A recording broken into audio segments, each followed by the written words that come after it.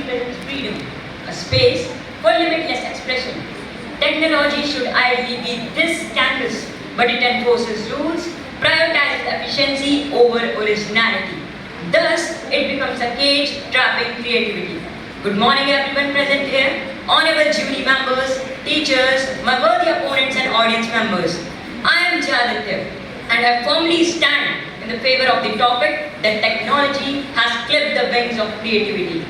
We all are here to argue a truth that many feel in their bones but are perhaps too digitally distracted to articulate.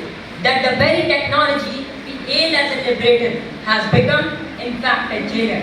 It has not expanded the horizons of human creativity, but in fact, systematically clipped its wings, grounding it into the prison of algorithms, confirmatory and instant gratification. In a survey, it is confessed by the creators themselves that technology encourages formatting outputs over bold originality. Even a genius like Einstein stressed imagination of a paramount importance. Honorable jury, my first contention is that true creativity has always been a deeply personal act, a compulsion to express a unique inner vision. Van Gogh painted not for likes but for light. Shakespeare wrote not for shares but for soul. Leonardo da Vinci used technology, Lady Mona Lisa would have never been painted. Rabindranath Tagore's creativity thrived in solitude and nature without modern day social media distraction. Honorable jury, my fellow opponent said that technology gives us choice, but I believe that it only gives us illusion of choice.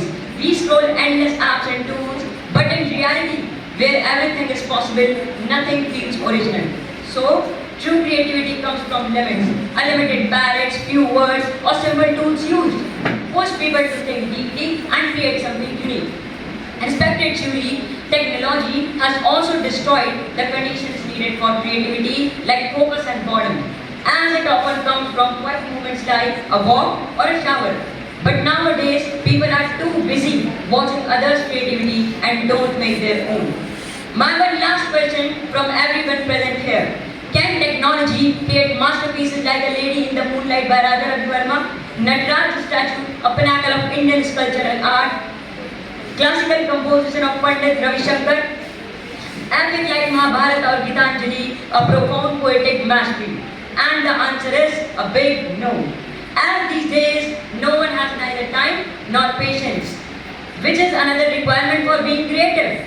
Technology can replicate or might mimic their style or form, but may lack the unique human experience which shaped their originality. At last, I would rest my words by saying that technology has promised us a universe of infinite possibilities, but has given us a gilded cage.